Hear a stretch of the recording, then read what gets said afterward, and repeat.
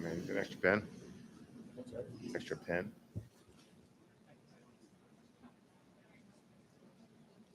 There's like 7 in there. Thanks.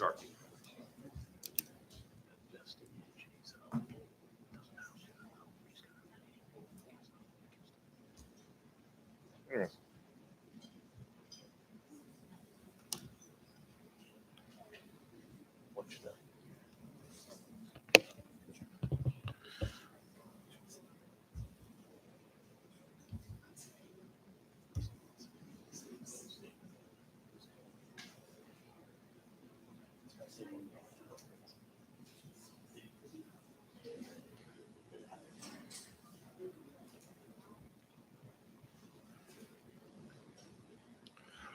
Ladies and gentlemen, it is 7 o'clock, which means I'd like to welcome everybody to today's City Council meeting for September 6, 2022. Can I have a roll call, please, Ms. Myers? Member Volter, Here. Member Neary, Here. Member Neiman, Here. Member Kelly, Here. Member Lovins, Member Baszler, Mayor Baker, Here. City Administrator Fawcett, Here. City Attorney Edmondson. Almost a full call, full house, which I appreciate. Member Baszler sent his regrets. He tested positive for COVID, so he will be keeping his distance from us for the next 10 days or so. So next on the agenda, we'd like to do a quick moment of silence and a pledge of allegiance.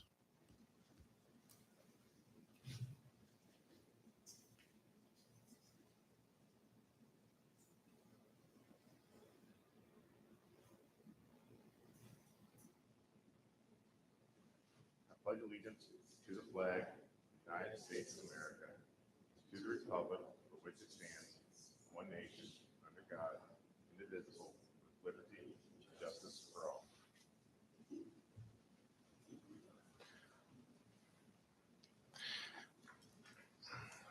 Thank you very much. For the mayor's report, I want to let everybody know we will be having a meeting in 2 weeks that will be to discuss tax rate and IRBs in a public hearing. So that's on September 20th. So I look forward to seeing all you guys there. I'm sure you're coming back, right? Jay mentioned it, but we have a sign-up sheet over there for anybody who wants to speak about the smoke-free ordinance. If you could please do that and just let us know your name, we'd appreciate that. Do we have a motion to accept the minutes from August 2nd, the 2022 meeting? So moved. Member Neary's moved. Do I have a second? Second by Member Neiman. All in favor? Aye. Any nays? Any abstentions? The ayes have it. The next on the agenda is if anybody from the public would like to address City Council and administration regarding any legislation appearing on tonight's agenda. So this is just for tonight's legislation. So anything else will be later in the event. So if you'd like to address City Council administration, the podium is yours. I do have a list, Mayor, too. Mayor, I have a list. You want me to go down the list? Please. Yeah. Thank you very much, Tiffany. Miss Julie Kirkpatrick, she's with Meet Northern Kentucky.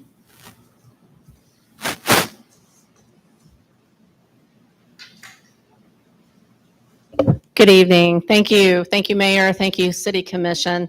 I am here tonight to speak in favor of the smoke-free ordinance that will appear tonight for a second reading. I'm Julie Kirkpatrick. I am the president of Meet NKY, which is tourism here in Northern Kentucky. We have a very vibrant industry in Northern Kentucky that brings in a lot of visitors.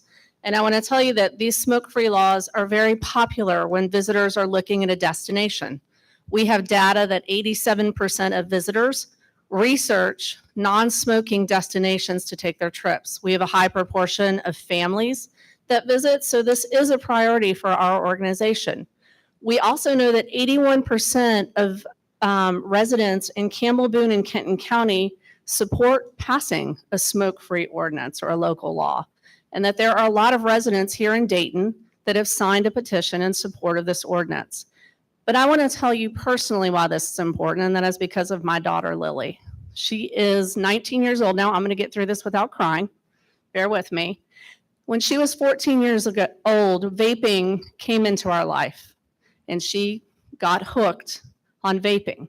She actually suffered a vaping lung injury and ended up in Children's Hospital, very close to losing her life. This has become a passion of ours to get smoke-free ordinances passed so that our kids are learning from our example and they won't start vaping. They won't start smoking. There are a lot of Lily's friends. We have fought this for 5 years. There are a lot of Lily's friends that are not vaping anymore. They have switched over to cigarettes. And that is hard on this generation. I would, just plead with you to think very, very smartly about the data and about our children, supporting our visitors and our businesses. And I thank you so much for hearing this ordinance. Thank you for your time. Thank you, ma'am. One thing I did not mention before she spoke was we will have a 2-minute limit for everyone. You did fine on your 2-minute limit, so thank you very much. But just to let everybody else know that there is a 2-minute limit, just to make sure that everyone has a time to speak and that we're respecting everybody's time. I have Michael Gieske, St. Elizabeth Healthcare. Thank you as well, Dayton City Council. I'm Mike Gieske. I'm the director of our lung cancer screening program at St. Elizabeth Healthcare. I've been with the program for about 6 years now, and we see a lot of lung cancer at St. Elizabeth. We're on track to do about 8,000 screens for lung cancer this year alone. And we have one of the busiest, if not the busiest, lung cancer screening program in the country. The good news is that we're finding one lung cancer for every 31 patients that we screen. And even the better news is that this year, 75% of those lung cancers are in stage 1 or stage 2, when the chance for cure could be much greater. It's not only screening that's important, prevention is also equally as important. We know that 80% of lung cancer is due to smoking. And it's not just lung cancer. Smoking causes cancers of the head and neck, the esophagus, the stomach, the colon, the kidneys, the bladder, the cervix. It also causes a lot of other illnesses, including peripheral vascular disease, heart disease, strokes, emphysema, COPD. And secondhand smoke is implicated in all of these illnesses as well. And we can certainly make a difference if we reduce secondhand smoke. I've been in practice for 35 years now. When I first started practice in Florence, Kentucky, one of the physicians there smoked cigarettes. Many of the staff smoked cigarettes in the office. It's almost amusing now to look back, but we had a smoking section in our waiting room that was surrounded by a knee wall with smoke billowing out into the waiting room. We've come a long way since then. We can make a difference. We have made a difference. I think we can look back at history and realize some of the fallacy in our approaches and our ways. And I really support this ordinance along with St. Elizabeth Healthcare and a lot of the other organizations here for the smoking-free ordinance to improve the health of our community and certainly to reduce healthcare costs. Thank you. Thank you, sir.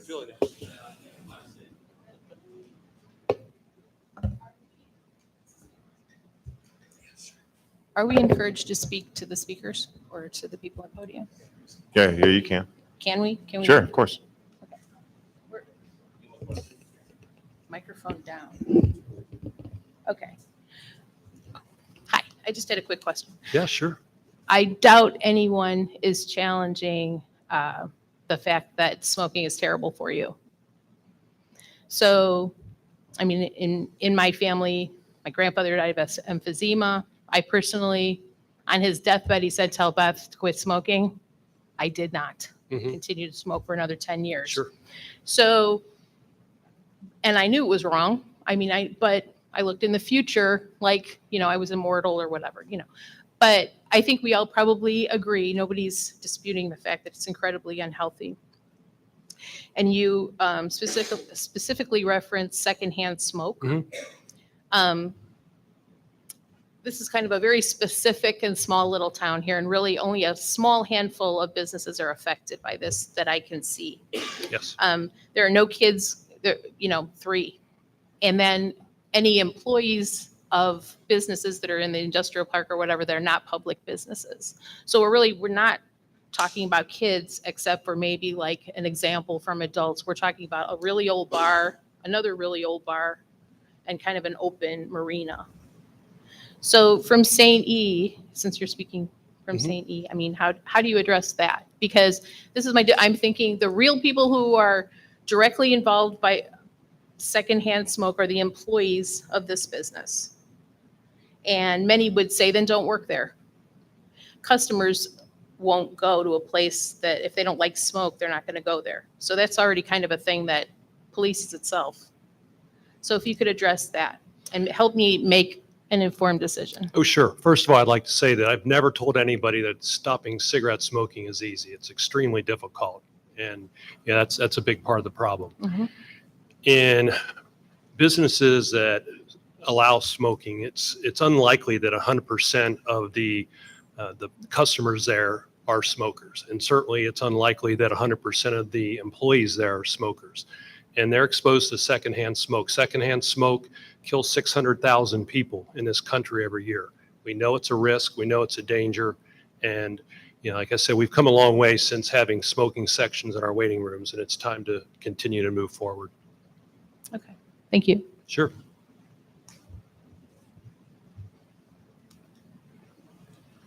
Thank you, Member Neiman. Next. Don Bigler he's a Dayton business owner. And just a quick heads up, the previous gentleman was right at 2 minutes, so that's about the length of the speech. I'll be quick. Thank you. Thank you for letting me address the council. So I purchased the Dayton Eagles building about 2 years ago and have made significant investments over the last 2 years trying to improve the aesthetics, not just of the outside, but of the inside as well. I can attest that some of the smoke and nicotine stains within that building are probably older than I am. And when you walked in the building, it was just a significant cloud of smoke. I've been able to extract that from the building and improve the grounds. But when I look at the investments that are being made in Dayton, and as the community continues to grow, to attract further investment and attract businesses to that healthy lifestyle, healthy living type of perception, that's why I support this ordinance for a smoke-free environment. Specifically where I'm located, I'm right down the street from a school zone with Dayton and Lincoln Elementary. So, when you walk down the street, it's not very appealing to see cigarette butts laying on the sidewalk, especially after I've just invested probably over $60,000 to improve those sidewalks. So that's another significant reason why I support smoke-free zones. From a standpoint of when you look at other cities, you go to places like Miami or Toronto, Canada, and you see different areas of healthy living and what that promotes from a business climate, it's pretty significant in what you attract to the area. So by no means, just like Dr. Gieske said, if someone's a smoker today, I'm not going to change that. And I'm not asking them to stop, but I am asking that we have centralized areas dedicated to smokers, and that I do promote, and my business will be a smoke-free environment. So thank you for the time. Thank you, sir. Any questions? Next. I have Jacoba Welsh, who's a Dayton citizen. Hi, all. I'm Jacoba Wells. I'm a citizen, a business owner, a non-smoker, and the chair of the Dayton Civic Activities Board here in Dayton. I'm asking you to vote no on this ordinance. There are many reasons why I think this is a bad ordinance for Dayton, but the number one reason is because it did not originate from Dayton. It originated outside of Dayton, and it is a blanket ordinance that doesn't take into the specifics of our town. Banning smoking indoors is only effective if it's a 100% ban. If Dayton were an island, then we might be able to reduce the smoking, but we're not an island. As long as people can go 2 blocks to Bellevue or up the hill to Fort Thomas, people are going to going to continue smoking indoors. And that this is going to be bad for Dayton businesses and Dayton citizens. They're going to lose their jobs. I'm asking you to vote no on how this ordinance is written. If the indoor smoking problem is worth tackling, please write an ordinance specific to Dayton, one that is written in consultation with the boards and the citizens, one that might include a trigger clause to go in effect once a certain percentage of Campbell County cities pass their own ordinances, one that can grandfather in current businesses but prevent new businesses from allowing smoking indoors, one that is tailored to meet the needs and goals of our community instead of goals of an outside agency. Our community and council are smart enough and creative enough to tackle a public health issue in a way that does not destroy livelihoods of the people in our community. I thank you for your consideration. Thank you, ma'am. Any Next. questions for Ms. Wells? Next. Next is Nathan Kroger. He's a Dayton citizen.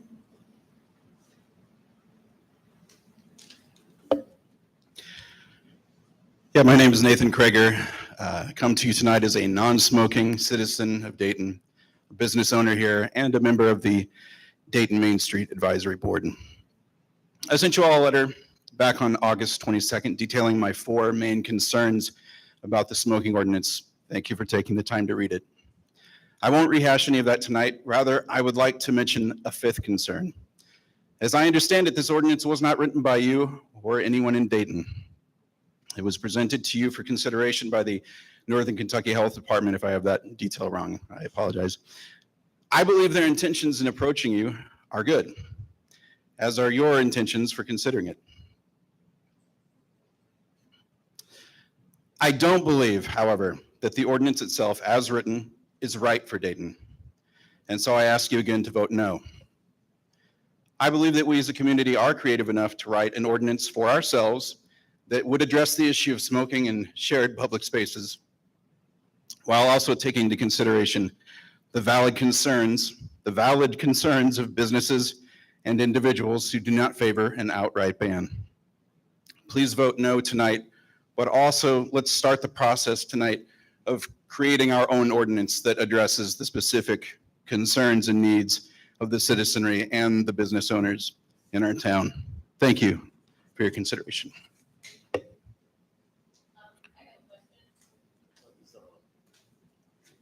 You gotta hit the button. There you go. Hi. Hello. Could, just offhand, can you tell us what in the ordinance you'd like to see go? Well, it's harder to go that direction because I think building it from the ground up would be smarter. For instance, as you mentioned, there are such a small number of businesses where you're even allowed to smoke according to the owner's wishes. And I mean, philosophically, I prefer to conserve choice as much as possible.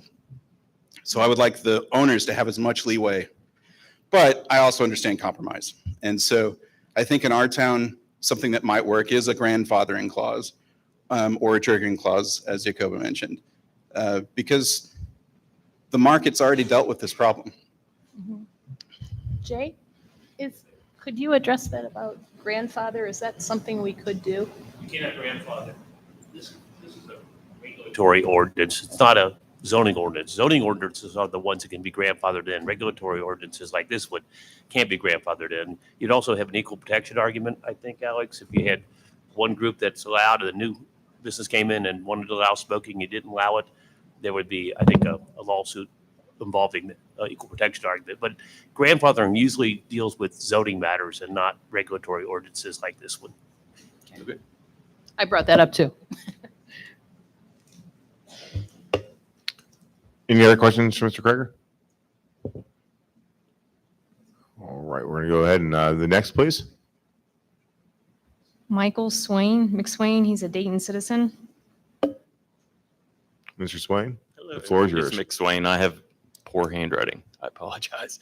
I'll be very brief. I grew up in Louisville, which they've had a smoking ordinance for quite some time. I was a previous smoker, haven't smoked a cigarette in 10 years, probably has saved my life. So I am for the ban simply from my own public health and I understand the arguments on the other side, but I would encourage them to also look at the opportunity on the other side as well. As in, I would maybe go to your establishments if I could breathe clean air. Thank you. Thank you, Mr. Swain. Next, please, Ms. Myers. Patricia Flynn, she's a Dayton business owner. Hi, I'm Patricia Flynn. Thank you for hearing me out. My business has been in Dayton under the Rose Room for over 85 years. If you send the smokers out of our business, they'll just go to Bellevue. They'll keep moving. We see 45 people, 30 out of the 45 people might smoke. Some come in that don't. I think it would be fair enough for us to put a sign on our door stating that we are a smoking establishment and give customers or patrons a choice to come in or not. We're not forcing them to come in. I get the no smoking around the food courts, the schools and so forth, but we're talking about a small bar business and there's only 2 of us left. And I'm lucky I get 20 people a night in that place.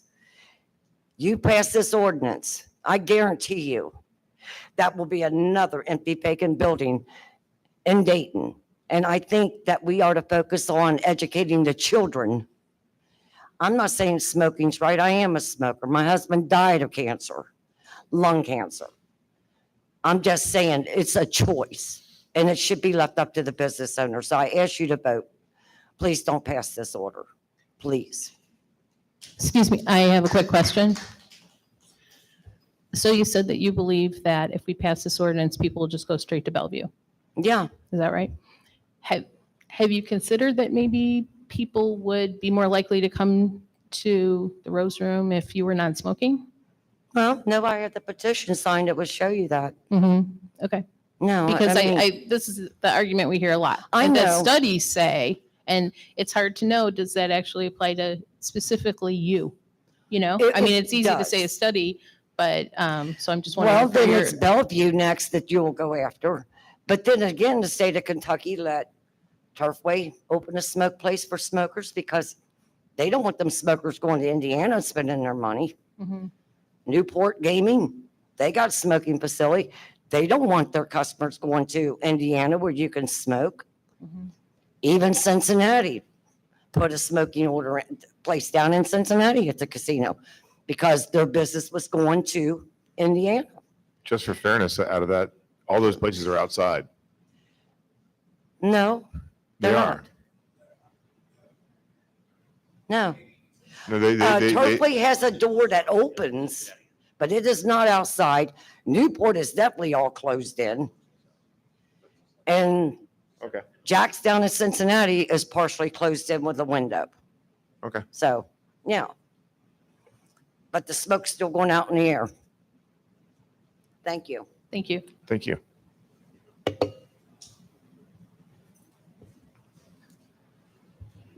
Any other questions for Ms. Flynn? Nope.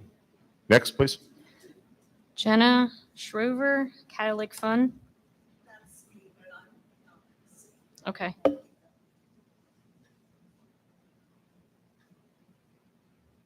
Brent Cooper, Northern Kentucky Chamber. 2 minutes, Brent. I know All that's tough right. for you. Good evening, everybody. Thanks for your service, by the way. I always want to say that. To the point about the local ordinance originating outside, look, this ordinance was modified. All it says is that you step outside when you smoke. There's not a minimum distance. You just have to be outside. It's reasonable. It is what most places do in the region already, for sure. But this is about community health. The second point, and by the way, like I said, it was modified to just step outside. It is not a big deal. Most smokers and the vast majority of non-smokers think it's rude not to. It is perfectly reasonable. Second point on secondhand smoke, it absolutely causes cancer. And I'm a small business owner. I advocate for businesses. I'm looking at the total workforce. We are the absolute worst in the Commonwealth of Kentucky. The Commonwealth of Kentucky is the absolute worst for lung cancer. There's no denying it. We're dramatically higher than the national average, and statistically, 1 in every 4 eighth graders in Dayton is either smoking or vaping. 1 in 4.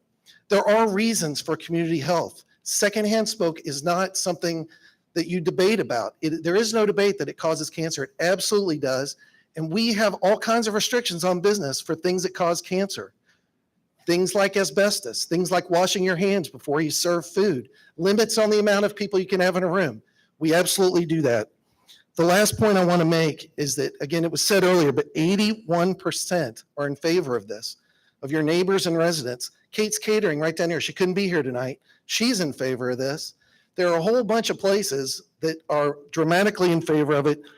Kid smoking goes down when you implement rules like this. It's a way to promote the city, to talk about good health is good business. And that's what we're asking you to do tonight. Tell the rest of the community, good health is good business. It is. And we're spending almost $6,000 per employee on smoking related, missing work, dealing with issues and cancer and so forth. So I thank you for considering this. I hope that you will implement this ordinance. It's important for the rest of the state and for the region. Thank you. I have a question. I know that the surrounding cities do not have this ordinance and you're kind of starting it here. Why here?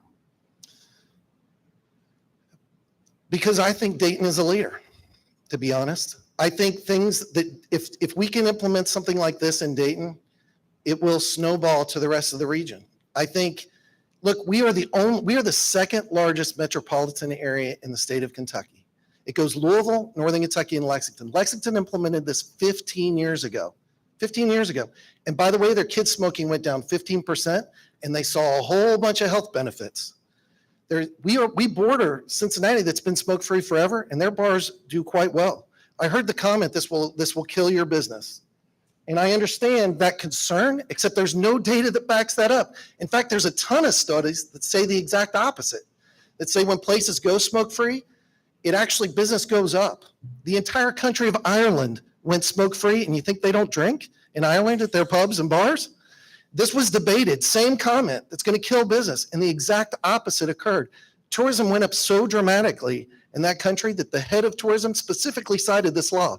And hashtag just saying that was 10 years ago, over 10 years ago. So why Dayton? Because I actually think you guys are willing to stand up and say we do think good health is good business. We think that's reasonable. We went to the state of Kentucky and they said it's a local decision. So here we are. You guys tell us if good health is good business. Why not Covington? That's a great question. I think Covington should. I think Fort Thomas should, and Newport should, and all of them. And we will be going there for sure. I mean, this is going to be a community conversation. But this is a town that led the way on other things. And just as a thing of how to market your city, I thought the Who Dayton thing was brilliant, by the way. I thought that was great.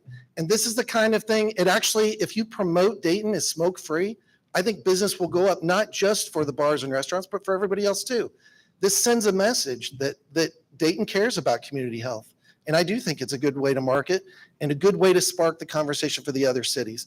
But that said, local bars, somebody's walking to your bar, they will continue to do that. And if they're not willing to step outside when they smoke, shame on them. Because I'll be honest, we know secondhand smoke causes cancer.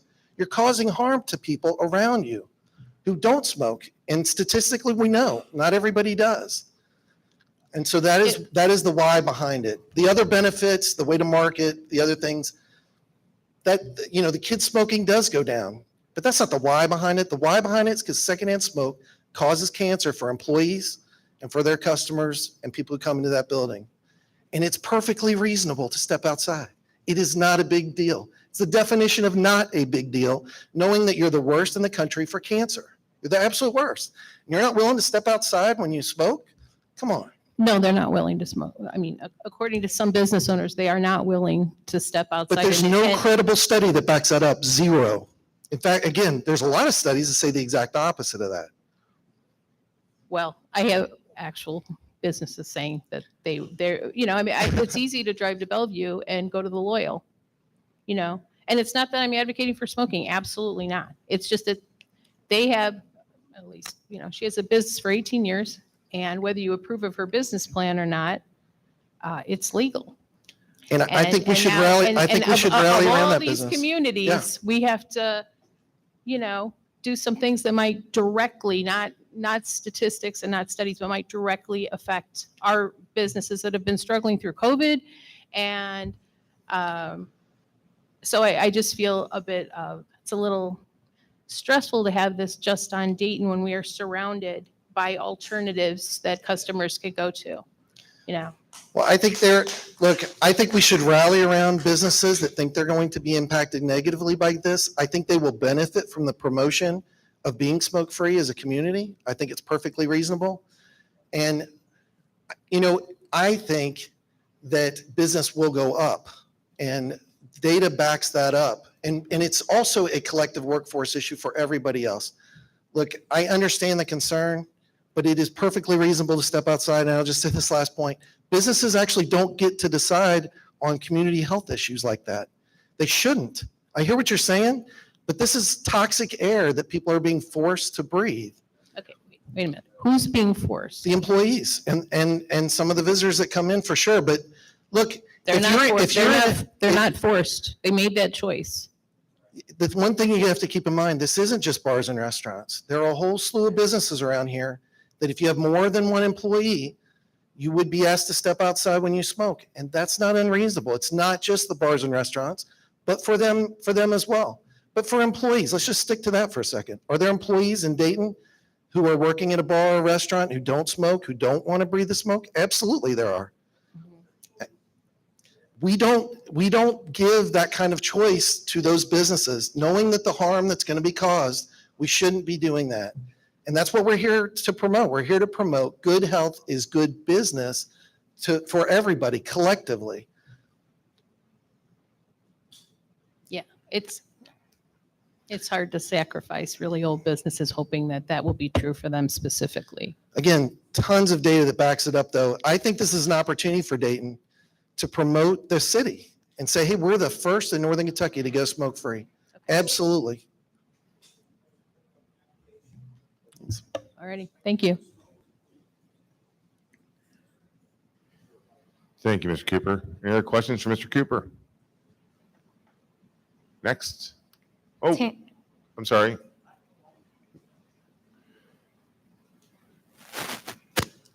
You said that there's no proof or nowhere stated that it hurts businesses. This is in Forbes magazine. Right here, it states, this leaves only one potential con that could have significant appeal to legislators. A ban could reduce the profits of an employment by bars and restaurants, and in particular, may harm small business owners. It does affect us.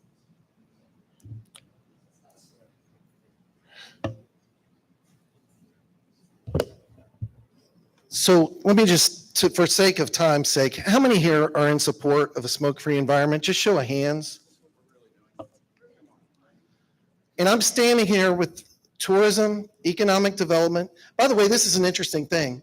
Tri-County Economic Development, they do a study on businesses coming here. They evaluate infant mortality rate. They look at life expectancy and the amount of cancer. Guess who's the worst on those categories? The state of Kentucky. Here we are.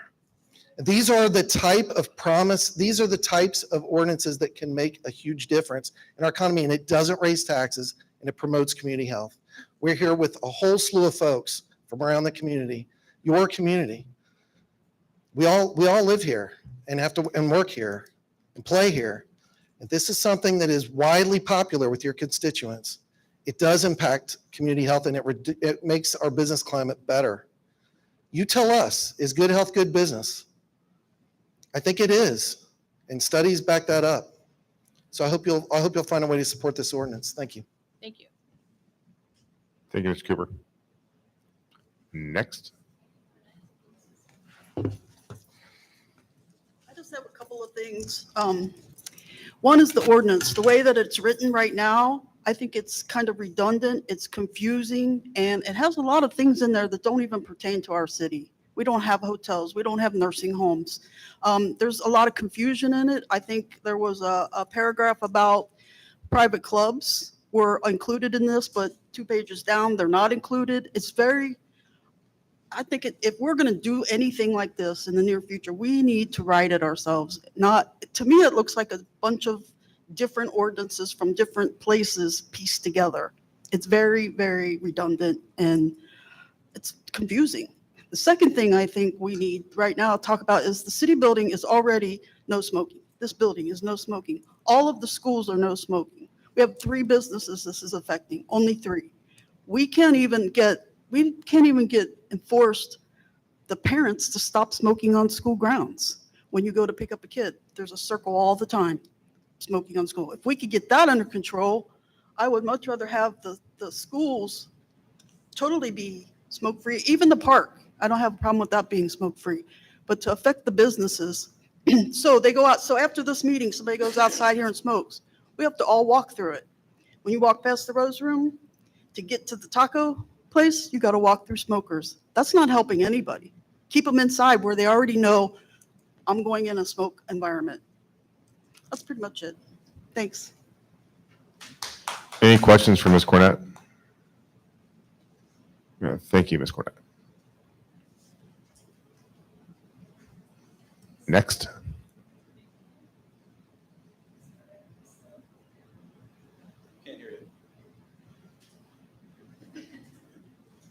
Hi, I'm Lisa Mills. I work at the Rose Room for my aunt. Like 95% of our customers are smoking. And I know everybody says that all the business and all that, and she's talking about the casinos and that. I've worked at the airport for 20 years. All the bars and that went non-smoking there, but the airport still opened up a smoking lounge to charge people to smoke at. And I am a vapor because I quit smoking when that happened. I started vaping. So I can sneak to the bathroom and vape and I wouldn't have to pay. So we're not stopping anything, really.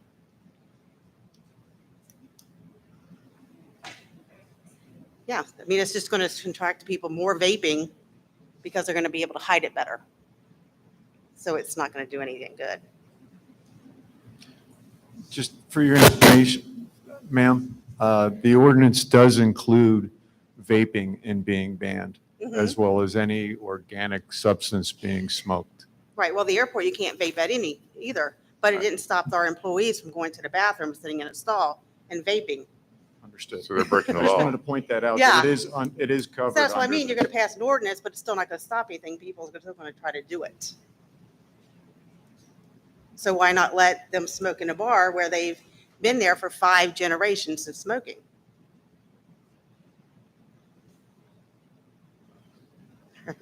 Thank you. Thank you. Any questions? You have to stand at the podium.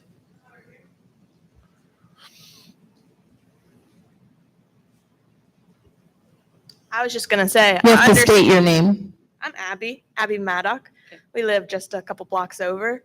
I understand that people will probably sneak it still, but is sneaking it in the bathroom, like, isn't that better than everybody blatantly blowing cigarette smoke, like, wide in the open? I don't know. I think so.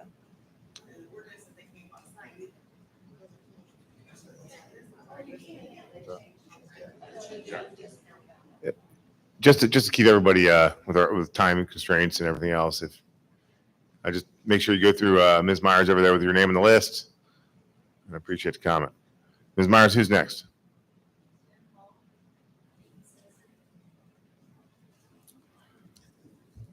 My name's Tim Hall. At first, I was coming here to defend Patty because I don't smoke. I don't have smoking at my business, but she does, and it's a person's choice. You'll have, here's what I hate to write it down because I'm not a good speaker. So I said, this is about personal choice. You'll have people on both sides trying to steer your vote. Some of you have probably already made your decision. But I can guarantee you that the people that are pro-ban don't even patronize the businesses that they're trying to get the ban put on. This affects 3 places.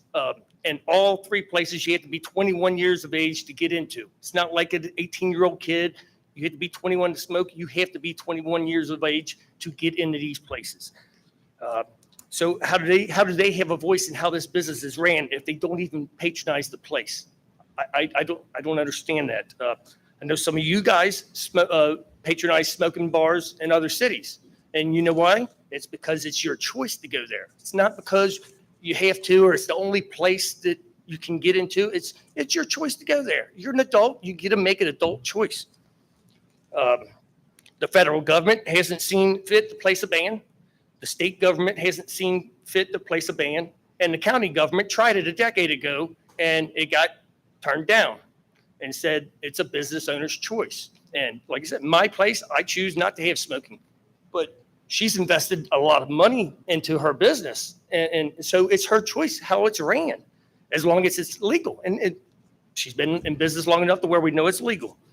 So instead of city council trying to be the first to place a ban, how about we're the first city council in Northern Kentucky to say we preserve all choices. As long as it's a legal choice, this council says we're going to defend your choice. And that's what this is about, is a choice. It's not about somebody coming from outside the city saying this is how it's ran in this city. This is how it's ran in this city. Well, this is how it's ran in this city. You know, most of the places are already non-smoking, but you got 3 that are smoking. Allow them, unless you're going to open up your checkbook and buy the building and change it to what you want, let them run it the way they want to see, or how they feel fit. Hold on a second. Thank you, Mr. Hall. Any questions for Mr. Hall? I have a question for Mr. Hall. I'd like your opinion. You're a business owner, and I thought that we were only talking about 3 places, not really thinking at first that we were also talking about all businesses that are not public. But if the owners or somebody smokes in there, the employees will be breathing that secondhand smoke. So it's not really a safe environment for employees. And some would say, well, then don't work there. But no, you're hurting 3 businesses. These other ones, nobody's smoking in a factory down here. Nobody's smoking at the school. The only place people smoke are 3 bars in the city. And you take that choice away from them? Are any of you going to subsidize, is the city going to subsidize her business once she loses the 40 customers she does have? Is the city going to say, hey, you know what? We screwed up. Let us buy that building off of you now, Patty, because it's been for sale for a decade. Nobody's wanting to buy it. So if you want to make a decision, how about you guys make a decision to buy her building, let her off, and you change however you want. I'm telling you that this is a sticking point in my decision. I'm just letting you know that if we have businesses, not just the 3 that immediately would come to mind, but any others that have a smoking policy, or the owners in there smoking all day, and the employees aren't going to talk back, maybe they don't have a lot of options and they're going to work there and they're going to take that chance on secondhand smoke. I mean, that. Well, forever it was the government let businesses succeed or fail on their own merits. Mhm. And here we got our local government trying to come in and tell businesses that they have to change something that is 100% legal in the state of Kentucky to do, 100% legal in the United States of America to do, but our local government, who we vote in to try to just make sure the city's ran good, not to pass laws on us. I think the world is tired of our government passing more laws on us. Every time you turn around, there's a new thing you can't do. You can't do this, can't do that. When you're an adult, you get a freedom of choice. Everyone's pro-choice until they don't agree with that person's choice. You know, I might not disagree. I might not agree with some of your guys' choice, but it's your choice. It's not mine. So that's what this comes down to. People can either walk into her place or Tony's or Manhattan Harbor. They can walk in there or they cannot. You know, it's up to them. Nobody's saying they have to go there. My place, like I said, my place is non-smoking. So if they want to come in there, they can't smoke. That's my choice as a business owner to make. But it's also her choice as a business owner to make it the opposite, in my opinion. Thank you. Hold on, Tim. Don't sit down yet.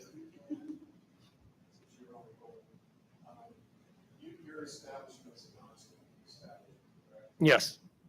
If someone was to come into your establishment and light up a cigarette, what would be your reaction? Usually the customers notice before I do, but they notice and then everyone turns around and says, hey, it's non-smoking.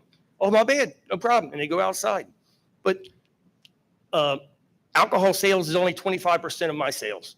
My sales are 75% food. So nobody's going to want to sit there and eat a burger while somebody's smoking next. I have children that come in there. I have kids that come in after football games. I have families come in. I'm not going to have smoke around them. but we're talking about businesses that you have to be 21 years of age and buy a legal product in the state of Kentucky and use it in her establishment. And so there's no kids in there. There's no families in there. I can understand some things in your ordinance, but man, you just can't ban stuff because you don't like it, you know?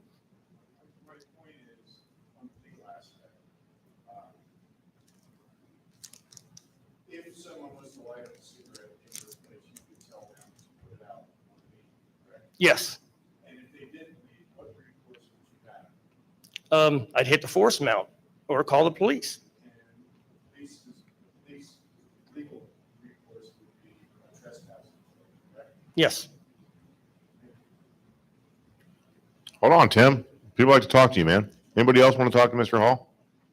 Get cotton mouth. All right, you can go down and have a sip of water, buddy. Next, please.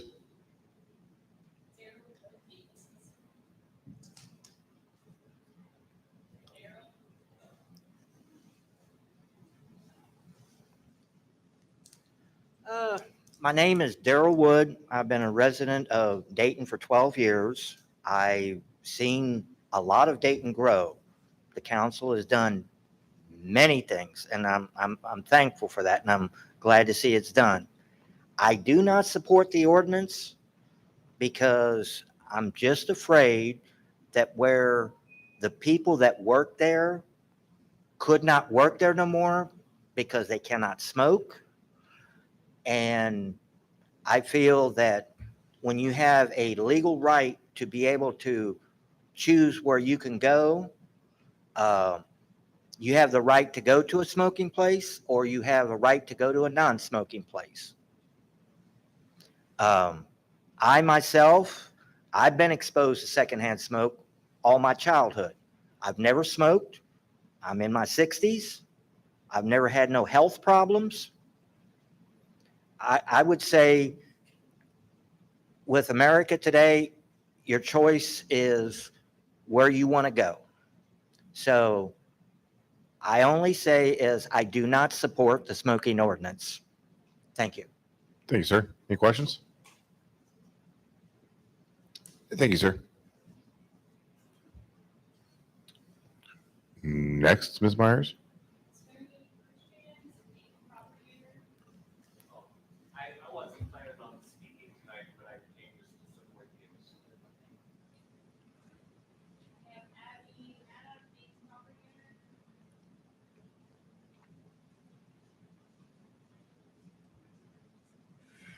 Hi, back again. I just wanted to say my husband and I bought a house here about a year ago, and we have learned a lot about the history of Dayton, and I think it has a great history and also a great bright future, and lots of things continue to grow. I'm pregnant now, and we're excited to raise our family here, and we just want to make sure like the parks and the school property is safe, and also we love to support the local businesses. We try to go to as many of the Dayton businesses as we can, but a lot of the times we'll go over to Bellevue if we want to go get a drink because like we don't want to go to a smoking bar. But if it was a non-smoking bar, we would definitely be way more interested in patronizing it. But thanks. Any questions? Thank you, ma'am. Ms. Myers, next. Mr. Hunt. Good evening. I'm Richard Hunt with Roebling Books and Coffee. And the speakers who preceded me brought some very smart points going forward. I think you have a lot to consider. The 2 or 3 points that may be unique for us, which I wanted to share, is that books, while they tend to be strong in opinions and point of view, are very weak to 2 corrosive elements, water and smoke. And we've never been able to have a bookstore really throughout this country that could sustain smoke within the premises. We currently have one employee at Covington who does smoke. She goes outside.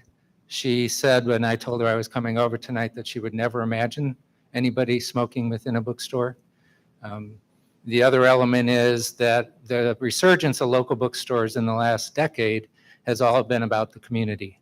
And I think the elements that are being discussed here are about the health of the community and building a strong community. And what we have seen sell more, especially in the last 3 years since the pandemic, are books about mental and physical health. And I think this initiative goes right to the heart of that and wanting to think the best for everyone who may be coming in, working in this community, whether it's a private business or a public business. And we look forward to being part of it as well. Thank you. Thank you, Mr. Hunt. Any questions for Mr. Hunt?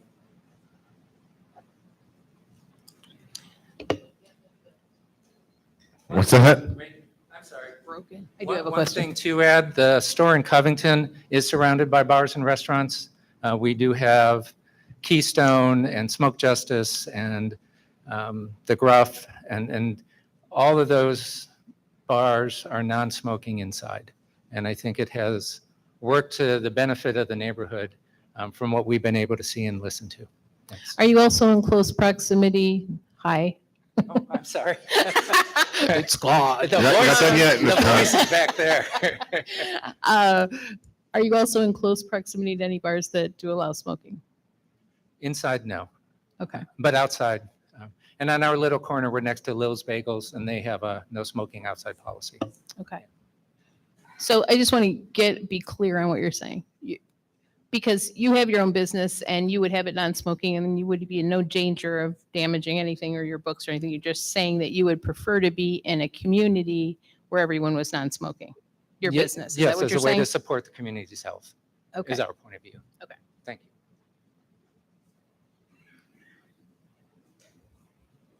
Pardon me. Thank you, Mr. Hunt. Next.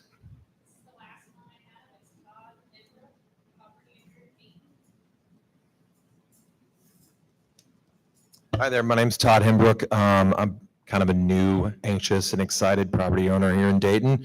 I've been a bartender for over 20 years in 4 or 5 different cities. I've worked in venues, I've worked in dive bars, I've worked in dive bars, I've worked in hellholes, I've worked in cocktail bars, I've worked in piano bars. I've gone through 2 different cities that saw a smoking ban happen, and when it happened, first of all, I think that no one should be able to tell anybody what to do with their bodies, ever. However, I've gone through 2 different cities where the smoking ban has happened, and everyone thought the sky was going to fall and everything was going to, oh, we're going to lose business by 30%. Oh, I heard 40%. You heard 40%? Oh, I heard 45. I lost maybe 2 customers the first night, and everybody knew it was going to be okay after that. And this was when you couldn't tell these 20-year-olds not to smoke. I mean, I'm an ex-smoker for over 20 years. You just go outside. Let's step into the 21st century and just take the smoking out of the bars. It's really not that hard. I mean, it just makes sense. It boggles my mind that I still live in a state that you can, like, people ask me, you can smoke there? It's like, yeah, it's crazy. It's crazy. People think the sky is falling. I'm telling you, it's going to be fine. I've gone through it. The owner of the bar that I worked at in Chicago thought that he was going to have to sell the place. He was going to have, I think he talked about burning it down for the insurance money. I was going to help. But we didn't. We got through it, and it was nothing. Just my 2 cents. Thank you, sir. Any questions? All right, there are 2 people asking questions, and what's that? One question I have is, how are we going to enforce this if it passes? Northern Kentucky Health Department enforces it. So they're going to come in and police these places? They're going to have badges to arrest people? As the ordinance is written, the health department will enforce it when they're enforcing their other regulations, like checking kitchens, bathrooms, things of that nature. Otherwise, they can call our police department if there's a violation, and our police can enforce it as well. We both can enforce it. And from a fiscal standpoint, why would we enforce something that we're not even going to get the money on for the fine? It goes to the Northern Kentucky Health Department, right? Doesn't go to the city of Dayton. Department only gets the fines when they are enforcing it. We will get the fines when we enforce it. Ready? Yes, sir. I wanted to point out that it's absolutely true that there is strong data to suggest that smoking bans, when they're 100% smoking bans, don't negatively affect individual businesses. I want to make that distinction between individual businesses and business. When it's 100%, you can't do that here. Not yet. You've got to get at least the county on board, or at least our neighboring communities, because the effect this will have right now is simply to punish the people who want to do that in their business and want to do that at those businesses. If we can get it bigger, I think it could work. But right now, we take the brunt. That's it. Thank you, Mr. Kreger. Is that?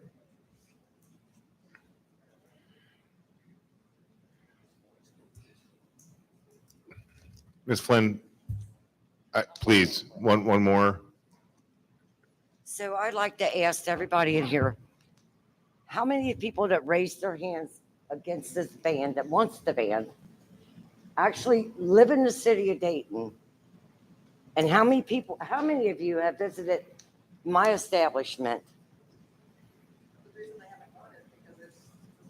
And it was your choice. Right. There you go. Not if you don't want to.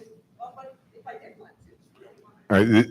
No, but if you felt you didn't like me because I smoke. Guys, with I understand that. It's your choice, though. with all due respect, we're going to go ahead and close the comments. And thanks for everybody on their passion on both sides of this.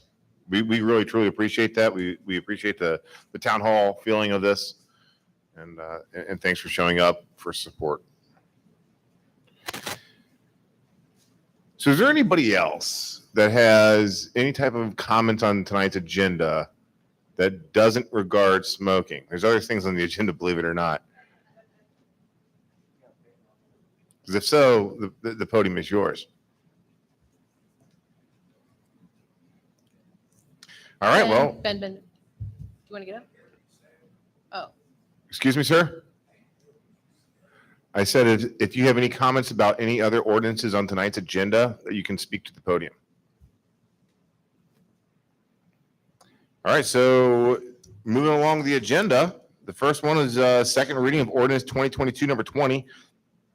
This is an ordinance creating a new subchapter of Chapter 150 rental property titled Residential Rental Licensing and Safety Inspection Program to establish a rental property inspection program.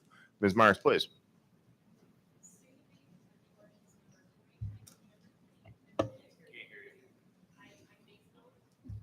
There it is.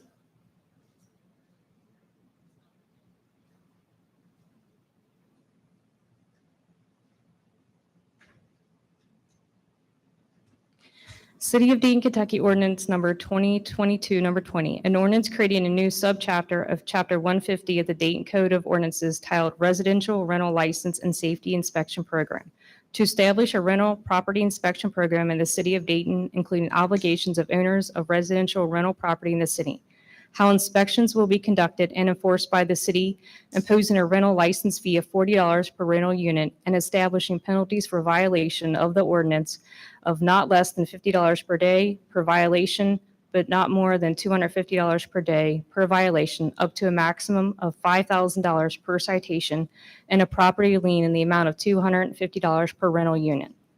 And that's a second reading. Thank you, Ms. Myers, for that second reading. Do we have a motion to accept second reading ordinance 2022 number 20? I make that motion. Member Neiman's made the motion. Do we have a second? Second by Member Volter. Do we have any comments regarding?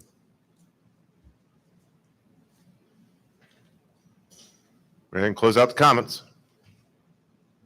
All right, they are closed. Roll call, please, Ms. Myers. Member Neary? Member Neiman? Aye. Member Kelly? Aye. Member Lovins? Member Volter? The ayes have it unanimously.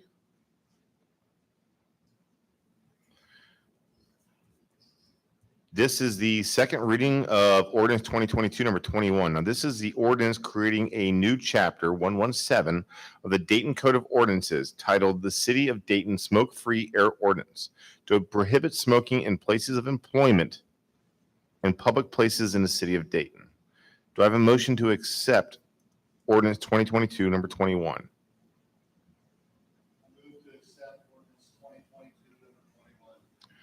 Member Volter's made the move. Do I have a second?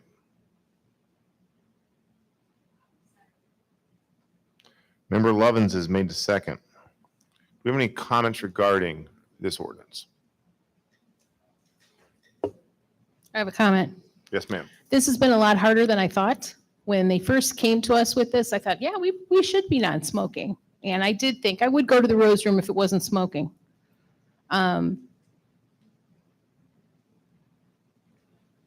I guess the thing that I can't get past is that the employees of these businesses, I know it's a choice for a business to have smoking, and that's a choice of the customers, but I feel a little bit, I feel like, why are we advocating to keep places where people are not safe to work? And that is also their choice. Well, then go work somewhere else. But everything's kind of like that. Go work somewhere else. Go somewhere else. I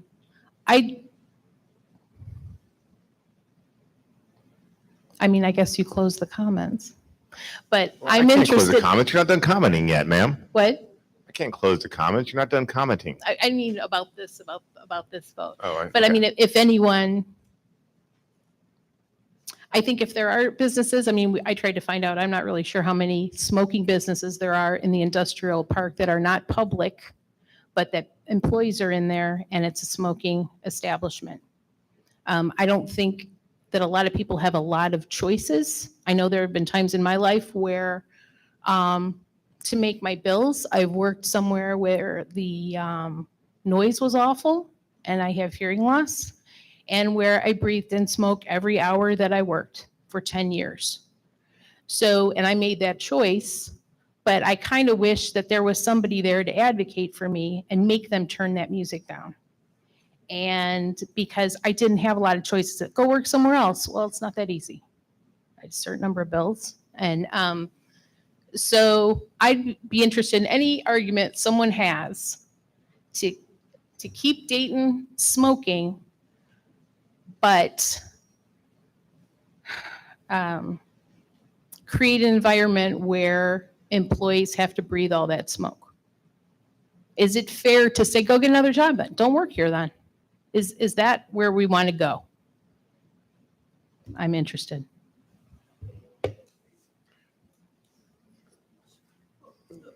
Thank you, Member Nyman. It's any business. What about the industrial park? What about one that comes up? You know, I mean. What's next? We can't, guys. No, I'm not with all- gonna with all due ban red respect, meat. And you know how they run the meetings. The time for public comment is over. Okay, well, that's what I was saying. Thank you, Member Neiman. Any other comments, Mr. Volter?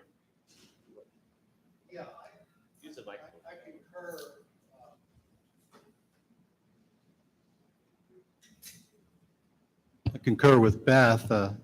This seemed to be an easy thing to do at first, and of course, it becomes more difficult as you go through and you look at everybody's personal and business and their feelings. And researching this, and I spent probably a couple weeks at looking at different articles. And basically, I think it's been verbalized here tonight, but typically, most smokers, of course, large majority are against the ban, and most non-smokers, the large majority are for the smoking ban. And the two biggest options or sticking points that they want to debate back and forth are the health and welfare of citizens and personal rights and freedoms. Those are the two issues that come up the most when you start to talk about a smoking ban. But there are some facts, I think, that I found that were interesting. Cigarette smoking remains the leading cause of preventable disease and death in the United States today. It kills more than 480,000 people a year. I had personal experience of that today as I attended the layout and funeral of my uncle, who smoked for decades and who quit about 4 years ago, but then 2 years later contracted throat cancer, jaw cancer, and lung cancer. And ultimately, he passed away. Cigarette smoking is estimated to cost more than $240 billion in healthcare spending and another $370 billion in lost productivity. Somebody mentioned that today. It might have been Brent. I don't know. Here's a fact that I did not know, but only 12.5% of all adults smoke today. 12.5%. 87.5% do not smoke. Family household income. Those that make the least amount of money are impacted the most by smoking. Under $35,000 a year, 20% smoke. When you go all the way up to $100,000, 6% smoke. Education's the same way. GED, 32% smoke. Master's degree, 3% smoke. Those are just some facts that I kind of come across as I did my research. I don't know if that's going to sway anybody one way or the other, because like I said, people that smoke, they are against the ban. People that don't, they want the ban. But I also think about the public places I've been in the last couple months. I was on an airplane in the airport. I saw no smoking. I was on a bus. I saw no smoking. City buildings, no smoking. County courthouse, no smoking. Hospitals, no smoking. Doctors' offices, no smoking. Banks, no smoking. When you go shopping at Kroger's, do you see people walking through the aisles with a cigarette? You do not. It's because secondhand smoke kills. That's the reason you don't see smoking in any of those places. Secondhand smoke kills. And I've heard a lot about, like I said, the main thing is choice and public health. And I keep hearing about 3 businesses. Can you guarantee me that in 15 years it won't be 9 businesses in the city? Can't guarantee it. So it's for all businesses. It's not just for the 3 businesses that happen to have smoking now. It's for all of our businesses. And, I personally, my personal view is that we should pass policy that deals with the health and the welfare of 87.5% of the citizens, not 12.5. That's just my personal take on the issue. Finished, Mr. Mayor. Thank you, Councilman. I'd like to ask Jeff a question. Sure. Can we do this? I mean, Yeah, sure. we're supposed to This is a discuss. conversation. Yeah, Yeah, we're please. supposed to discuss. This is the time, right? Because we have a quorum. Correct. So you're talking about 87%, and I mean, I'm not pro-smoking. I just don't want to bully the little businesses that are left here, But if they're 87% are non-smoking, they're not going there. I'm not going there. Tonight, I will not, we'll go somewhere after the meeting. It won't be there because, Right. you know what I mean? And by the way, I love your bar. You were right. I spoke to her. She said, have you ever even been in here? I'm like, no, it's smoking. But I'm like, all right, and I go, it's cute. I would, you wouldn't believe it, but I would hang out there. It's equivalent to B-list kind of, and I won't go to Tony's because of smoking, there's Tim Hall, but, and that's what we got.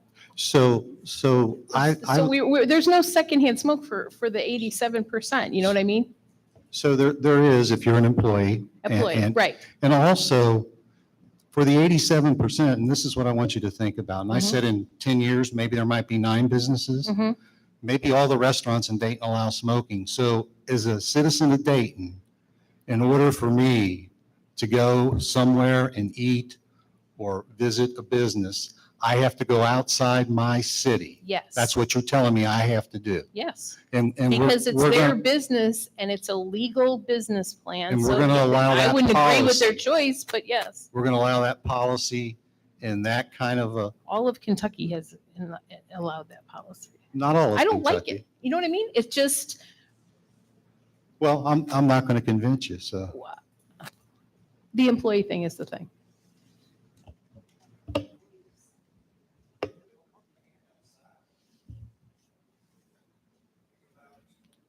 Member Kelly, I heard your button hit. Yeah, My questions are, well, actually, I had a similar question to one Ms. Cornett brought up, where underneath definitions, we define private clubs underneath business, and then we define it separately as a private club on the next page. I didn't know if that was anything that affected the wording of the ordinance. And then I know we have the section in here for the outdoor places of employment. If this is enacted, enforcement. I mean, we all know our staff is small and mighty, but they're pushed to their limits. So, Right. how realistic? I mean, it will be, enforcement will probably be generated by complaints. And so I don't think the police are going to be out there looking for people violating this. I mean, but if they're, I guess they could technically cite somebody, but I think most of the time, whether it's mainly with our department, maybe the health department too, but the health department is going to be there generally on their normal duties, and that's when they're going to see issues, and that's when they'll cite. But for us, it's going to be, what's that? Can you hear me now? Yeah. Okay. So most of it's going to be complaint driven. So our police department, if you go into a bar, smoking, it's non-smoking, and people are complaining about it, they call the police, you come in and they can cite them. Whereas the health department are just going to basically cite when they're in the facilities, the bars and restaurants doing their normal jobs, if they see somebody violating the ordinance. Does that make sense? It does. One other thing I've noticed on most of our ordinances, we tend to have maximum amounts of fines. On this one, it appears to be open-ended under the section 117.14, where like under number 3, it's saying that any additional fines after the first fine is 250, but there's no maximum. Does that mean, say someone, if this was enacted and, an organization didn't, follow that, would they just then be fined in perpetuity? If they keep on violating the law, yes, that's true. Okay. Correct. We only started instituting the maximum in our code enforcement ordinances. Most of our ordinances don't have maximum. We only did that in code enforcement. Okay. Thank you. Thank you, Member Kelly. Comments, they're still open.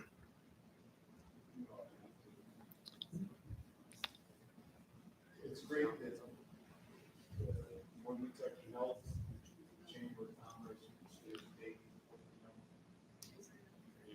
I appreciate everybody showing up here. I don't think your microphone's working, Joe. Jared, take note. About 75% of our microphones work, 25% do not. So, There, that one's working. Let's do that. I guess it shows that we are an open-minded governing body of a progressive city, which is quite nice for our city. And as you said, this could be a great marketing move for the city of Dayton. I also want to thank Jay for all your work on this. I know you've been working for months since we first talked about it. I respect that you're trying to reduce the negative impacts of smoking. Believe me, I personally realize the costs of smoking financially and health-wise. And I do sympathize with the you quoted 24% of Kentuckians who are addicted to nicotine products. It is an addiction. Let's keep that in mind. I do wonder why this initiative is not being pushed at the county or state level, as someone said before. Maybe we're a test case. This could be another landmark decision. We could be an example for other cities to follow, just like with the fairness ordinance. We were the first ones in Northern Kentucky to pass that when we broke new ground there that other cities have followed. But let's be real careful here. It's nice to be leading edge, but it can be very risky to be bleeding edge. I'm not 100% opposed to this ordinance by any means. If city council wants to ban smoking in the city of Dayton, buildings, parks, or properties, I believe we have that right as property owners, and I would fully support that initiative. But I feel that most of this proposal is overly restrictive and possibly expensive, and I think it's a solution in search of a problem. This ordinance would require every Dayton business to post no smoking signs at every single entrance, whether or not they currently allow smoking. Failure to do so would subject that business to possible citations and fines. The interlocal agreement that is going to be voted on later and is part of this ordinance states that the city of Dayton will be solely responsible for production, manufacture, purchase of the signs and all other materials about this ordinance, plus printing and distributing publications of the health hazards of smoking and secondhand smoke. How much will that cost the city in man hours and money to implement now and maintain forever? Every business in our city would be required to communicate the no smoking policy to all their employees, even to anyone applying for a job, and that adds loading to their human resources. Even having an ashtray in a business would be an offense under this ordinance, unless they can prove that they're not for sale and they haven't never been used. The enforcement section allows Northern Kentucky Health on its own to inspect any business for compliance and allows them to issue warnings or citations even without Dayton police or code enforcement involvement. So, and even if our Dayton police, they can issue citations for non-compliance, even if they issue the citations, all revenues from all fines must be forwarded by the city to Northern Kentucky Health. The city wouldn't retain any fine revenues, but we would be responsible for enforcement. This is granting enforcement authority and any resulting fine monies to an outside entity that the city has no control over. Per the agreement, at any time, Northern Kentucky Health can request additional funding from the city to, quote, cover what they consider to be their enforcement expenses, end quote. There is no clarification on those expenses. Will the city be charged for all our inspections and at what rates? That's not been determined in this proposal tonight. Also, according to the local agreement, Northern Kentucky Health will be legally immune from all complaints, claims, demands for damages, or any repercussions as a result of enforcement. What's that mean? If anyone was to contest a citation or the ordinance itself, the city of Dayton would be fully liable for any costs or damages awarded. I said this when this was first discussed with the administration months ago, and I still feel this way, much like many people have said. Every property or business owner already has the individual right to either permit or ban smoking or any other legal activity on their property. And every person has a right to decide whether or not they want to visit or work at those properties or businesses. Even though the public may be, quote, invited into a bar or restaurant, those businesses are still private property and the owner can allow or ban any visitors or illegal activities. I don't go to properties assuming I smoke. I've smoked for 40 some years, forgive me. I don't go to any property assuming that smoking is allowed. In fact, that's an anomaly in today's world. And there are many properties that I don't go to because smoking is allowed and they smoke too much. That's my choice to do that. I've never seen, that's why I asked Mr. Hall the question earlier, I've never seen anyone smoking in properties where the owner doesn't allow it. Again, a solution in search of a problem. Smoking in a property where the owner has a no smoking policy is already covered by trespassing laws. Just like if you're visiting someone's house and they ask you not to smoke and you smoke, they ask you to leave and you don't leave, it's trespassing. And that's already covered under current ordinances. If the property owner does allow smoking, that's their risk of alienating people coming to visit them or the revenues if you're in the business. I've been approached, as I know others on council have, by dozens of our residents and business owners here in Dayton that have come up to me. I have not solicited their opinions. They ask me about it, and I ask them what their opinion is on it. I'd say 80% of those Dayton residents, and we represent Dayton residents, about 80% of those that I have listened to express that they are opposed to this change. Via email, I don't know about you guys, but I've gotten a lot of copy-paste emails supporting this ordinance. Almost all of those senders were from outside Dayton. We serve the citizens and the businesses of Dayton, Kentucky. I thought we were trying to be business friendly, but this kind of legislation could discourage some potential businesses from considering our city as an easy place to work with that has relaxed but reasonable laws. This ordinance would absolutely and negatively impact the few existing Dayton businesses where the business owners do allow smoking, and they rely on that clientele, about 24%, for their revenue. I don't see how any possible gains could be extrapolated if we were to pass this ordinance to say, you passed this ordinance and here's how you benefited. I do see the costs if we pass it. People will still smoke. They will just smoke elsewhere.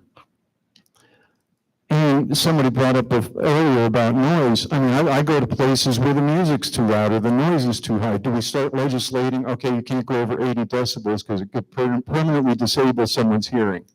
I leave places like that are too loud, and that's my choice. A simpler solution would be to give out, as the owner of the Rose Room said earlier, smoking allowed here signs to the few businesses that do allow smoking, so those against smoking would be warned. We already enforce the existing trespassing laws should someone ever dare to light up in a non-smoking business. I don't see anybody doing that, but we have a law in place to take care of that. This would save everybody money, would be easy for everyone to understand, it wouldn't be 16 pages, and it could be implemented quickly. Most importantly, that would have zero negative financial impact on our current businesses, whether or not they allow smoking. Because remember, all businesses would have to put up signage and advise their employees and train them on this.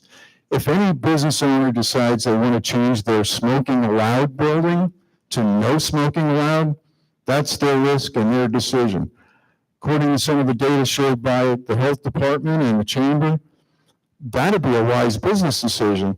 But I think it's the business owner's decision. I think efforts would be better placed, A, in smoking cessation programs, not attacking the businesses, but working with smokers like me for smoker cessation programs, and also to go to these individual businesses where smoking is allowed and explain to them why they should decide to go no smoking, and let them make that decision.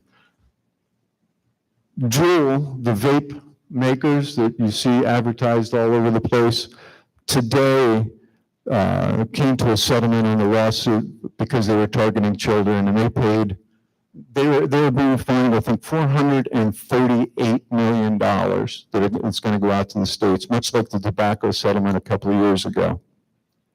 The world is changing very few people smoke. I don't see anybody smoking around other people that don't want the smoke there. To do this to business, I think, is onerous. I think for the existing businesses especially, if they want to do it, I support them 100%, but I will not force them to do it. If there was a grandfather clause included, as was mentioned earlier, it may be more palatable. But I think any businesses are changing also. We saw Party Source had a big affair a few weeks ago with Cigar Bar outside. Would we be precluding any kind of business that would want to invest here in Dayton? I'm open-minded on this. I'm trying my best not to be selfish as a smoker on this, but I guess I represent the 24% of people that would be affected by this. Thank you. I just wanted to, one issue you raised, and I just want to clarify it, about the funding, the remitting of penalties and fines. I think as it reads, it says that the Northern Kentucky Health District, through its enforcement actions, will receive those fines, and the city would receive their own. If that's unclear, we could clarify that. But it's referring to, I think, the health district and not the city. Its enforcement actions. It's the health district's enforcement. 174.14C, all fines collectible are payable in Northern Kentucky Health for reimbursement of services provided. It's through its enforcement action. So it's maybe unclear. We should clarify that. The intent was that the health district would collect fines for their enforcement actions and the city would collect fines for theirs. But that I can understand what its could be could refer to the city or to the health district. So we could clarify that to make sure that's clear.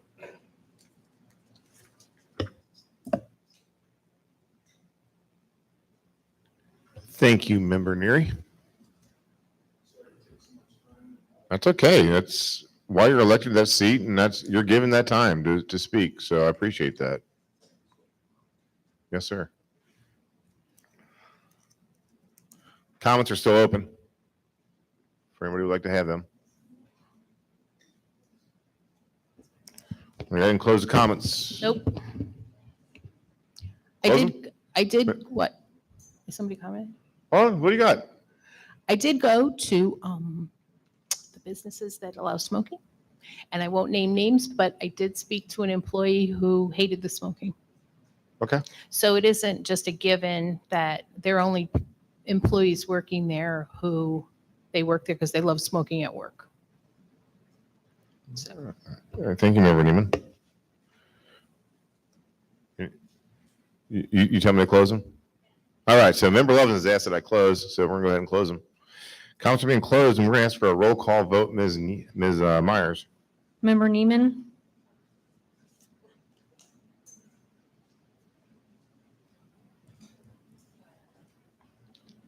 Member Kelly, Well, unlike Joe, I had more residents ask me to vote aye. Member Lovins, Member Volter, Member Neary. The ayes have it, 3-2, so passes. Next on the agenda is the first reading of ordinance 2022, number 22. This is the real estate tax rate for 2022. Ms. Myers, please.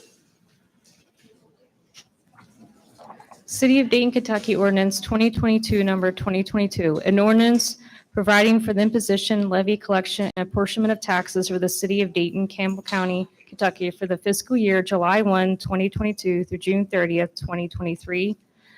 This ordinance sets the real property ad valorem tax rate for the city for the present fiscal year at .470 per $100 of value for the general fund and .050 per $100 of value for parks. The tax rate for automobiles and watercraft is set at .5009 per $100 of value and at .750 per $100 of value for all other property owners. The ordinance requires that all property and other tangible property, excluding motor vehicles and motorboats, taxes be paid by November 30th, 2022. Taxes not paid by this date shall become delinquent. Taxes paid during the first 3 days after they become delinquent will be assessed at 1% penalty. Any taxes not paid more than 3 days after they become delinquent shall be subject to a penalty of 10% and shall accrue interest at a rate of 12% per annum until paid. The delinquent taxpayer shall also pay all costs, attorney fees, and other expenses incidental to any action taken by the city for collection of delinquent tax bills. That's a lot.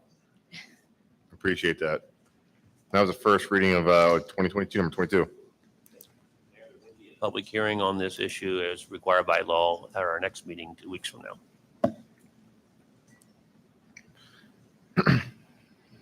Next up is the first reading for the ordinance 2022, number 23. Now, this is an ordinance creating section 150.04, a new section of chapter 150 of the Dayton Code of Ordinances to adopt the NFPA 1 Fire Code, NFPA 101 Life Safety Code, and NFPA 70 National Electric Code. This was done at the request of Fire Chief Atkins. Apparently, we have some regulations involving fire issues, but we have not formally adopted the fire code, which the state has adopted, and this is similar to adopting the property maintenance code and electrical code and other codes we've adopted. So we just wanted to make sure that this was properly adopted. Thank you for the clarification, sir. And we are done with readings. Moving along to resolution orders. Resolution Order 2022, number 27 Romeo, an order resolution authorizing the mayor to enter into a municipal aid co-op program contract between the city of Dayton, Kentucky and the Commonwealth of Kentucky Transportation Cabinet and the Department of Rural and Municipal Aid. Do we have a motion to accept resolution order 2022, number 27R? Comments by Mr. Foster. We've started, we've always gotten municipal aid fund in the past and was always done on a monthly basis. We've done a new program where we are in a group of cities that can change the way we get paid. It's done more in a lump sum, but we can now, under this program, getting special projects. So all the cities contribute towards this. And we have like a special project like on 7th Avenue. We got a hillside, the road's caving in. We'd like to go and ask the state for additional monies from this fund. And so by doing this program, we're able to participate in that program, which we couldn't do before. So our plan is to try to request some funding for the 7th Street slide. So that's why we're doing it. Jared Barks had done this in his previous place of employment, and they were able to get funding for some major projects in their city. So at his suggestion, we went ahead and made this change.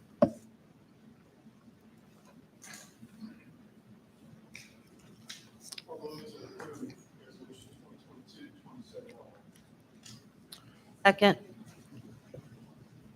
Motion's been approved by Member Neary and also seconded by Member Kelly. Do you have any comments regarding 2022, number 27 Romeo? No comments. All right. Roll call, please. Member Kelly? Aye.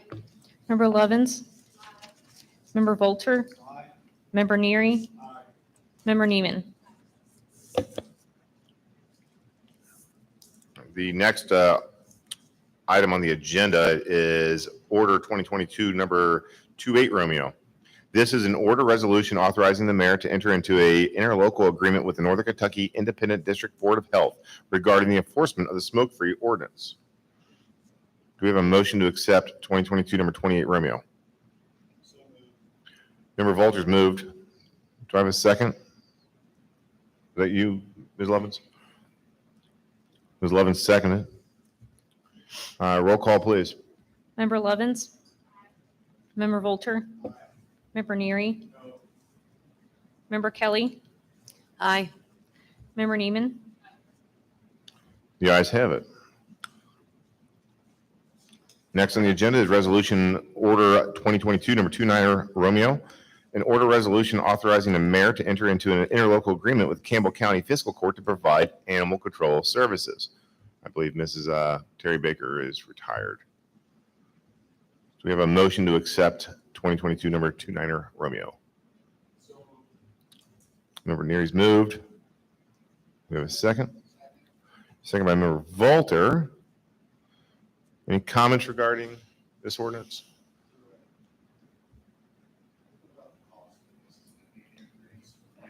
be a decrease initially, but they basically said they're not going to charge us any more than we were charged before initially, but they're going to assess it after a year to see if the costs are covering their expenses.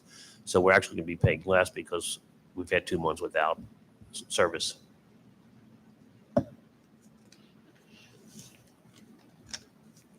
Any other comments regarding?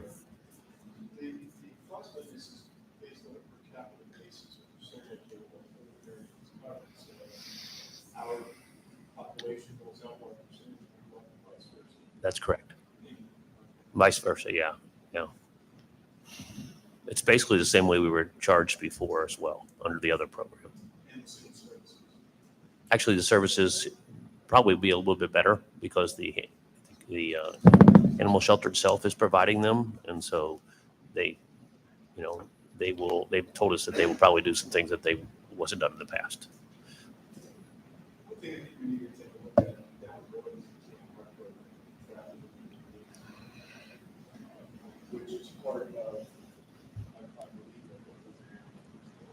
So what they told us, we had a meeting with all the city administrators from all the cities that are participating in that, they do not euthanize cats. What they will do is they capture them, spay or neuter them, and then re-release them. But they do not, just the same thing they're doing now.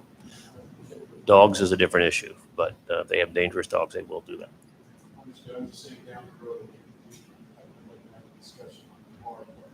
Okay. Yeah, I agree with you, but they're going to keep the same policy they have now.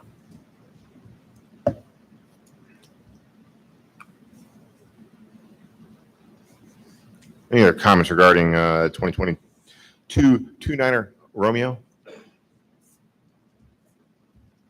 All right. Roll call, please. Member Vulture? Member Neary? Member Lovins? Member Kelly? Aye. Member Neiman? Unanimous. And we wish the best for Ms. Baker for her many years of services to our city. Two more.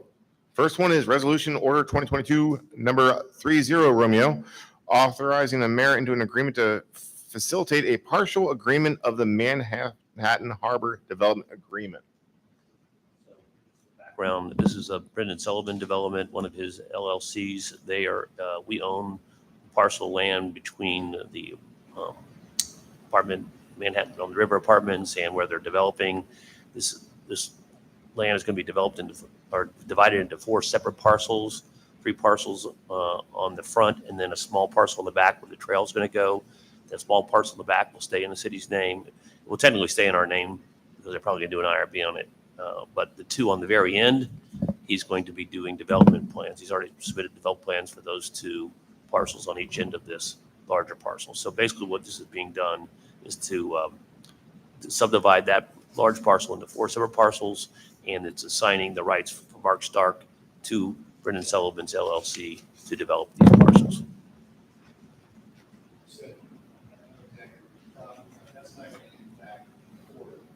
No, we've negotiated this with Donnie Warner to exclude the long parcel along the river. It's not developable anyway, and that's where the trail is going to go. So they've agreed to exclude that, and they will just be developing the developable areas which are higher above the flood zone.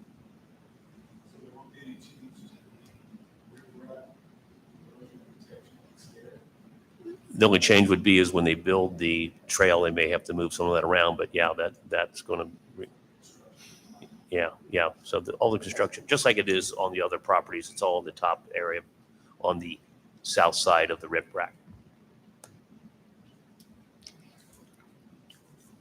Oh, riprap.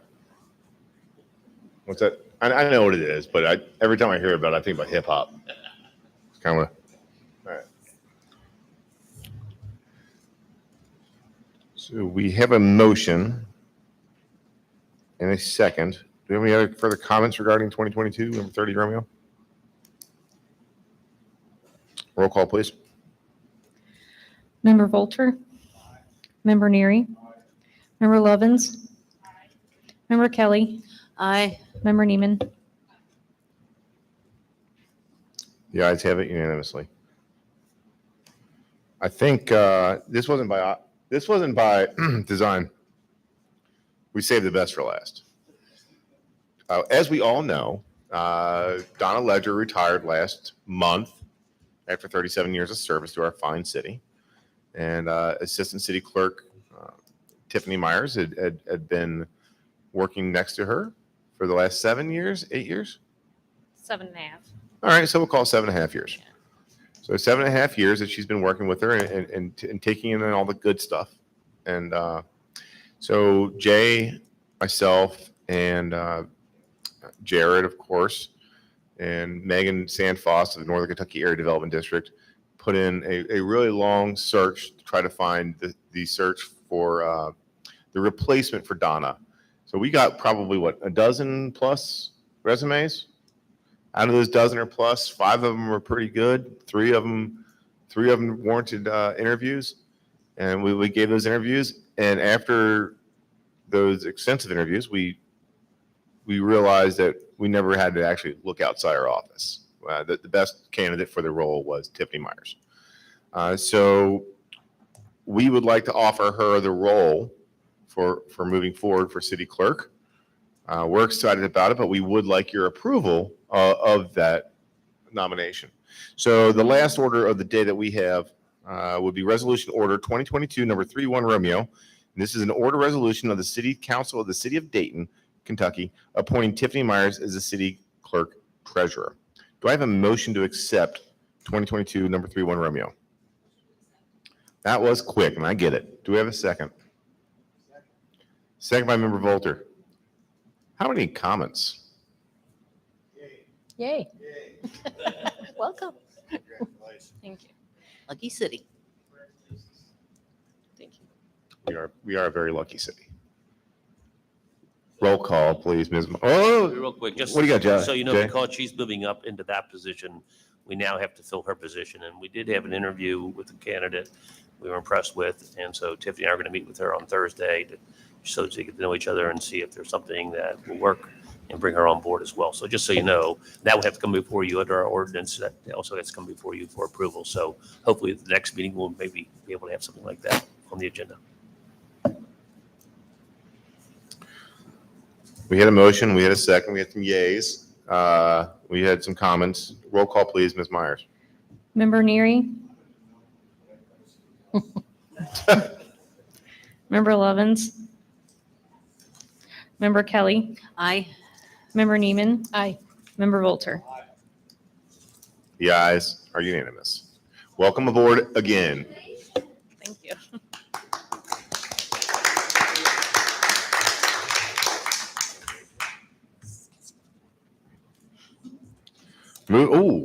Finally get us to have some fun tonight. Moving along to the department head reports. Pull out the old wheel.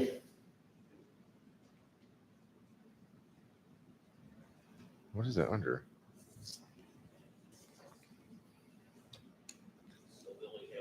Like Cassie took a vacation day today. She's not here tonight. So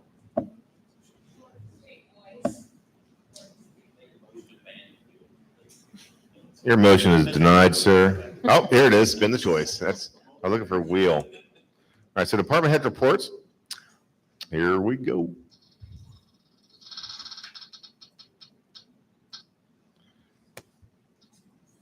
I bet you would ban that because the police are up. Chief AFL, the floor is yours, sir. Oh, it's pretty short. You have my reports for the month of August. Glad to report that things are looking pretty good. This weekend was pretty uneventful for us. We assisted surrounding agencies such as Newport, Bellevue, through the fireworks, and it was pretty good for us. Not much going on for us, so that's good. The only thing else I had to add was the graduation of Sergeant Wilkie in the we call it the Sergeant's Academy. We call it APS. It's Academy of Police Supervision, and it's Sergeant's Academy is what it's called. It's a 3-week, 122-hour training program, and it's for newly promoted sergeants. APS is is one of the most comprehensive courses that the Department of Criminal Justice Training Leadership Development Program has. And the students actively participate in practical-based learning exercises to develop and enhance their leadership abilities. And our first class was back in 2003 with over 1,800 graduates. So I want to congratulate Sergeant Wilkie on his 3 weeks just in the month of August down at DOCJT. Other members include myself. I went through in 2011. Lieutenant Baldwin went in 2012, and retired Sergeant Marksbury went in 2017. So it's a great program that our sergeants go through to get extra training and leadership. And I just want to congratulate him. Job well done. Certainly. Congratulations. Welcome, Sergeant. All right. That's all I had. Yes, sir. Any comments for the chief? Resource officer today down at the high school. Very personal gentleman. Looks like he settled in, doing a good job. Yes, that's SRO Brendel, Officer Brendel. He comes from Erlanger, retired Erlanger police chief. He actually worked in school, Lloyd and Tishner, developing their school resource officer programs years and years ago, before that was a common word. So he's been at it for a long time. He just has to get implemented back into the swing of things since he's been out for about 3 years. So he's done a very good job so far. So we're happy. Lucky to get it. Yeah. Does that satisfy the SRO requirements? Does not. It's one of 2 positions. We're still looking for the second position, and I'm actively with Mr. Myers and Ron Kidman. We're still looking to fill that position. It's still open.